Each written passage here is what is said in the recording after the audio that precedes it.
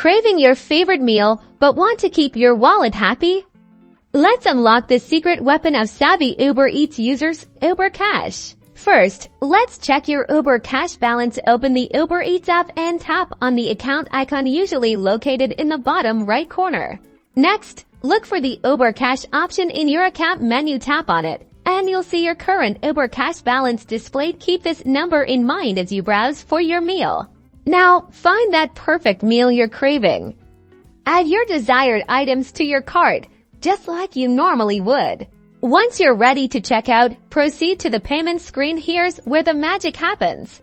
You should see an Uber Cash toggle. Make sure that toggle is switched on. This will automatically apply your Uber Cash balance to your order if you have enough Uber Cash to cover the entire order. That's great. If not, the remaining balance will be charged to your default payment method. Review the updated total to confirm your Uber Cash has been applied and enjoy the savings. Then, simply place your order.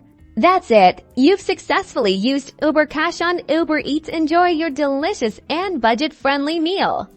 Don't forget to like and subscribe for more Uber Eats tips and tricks.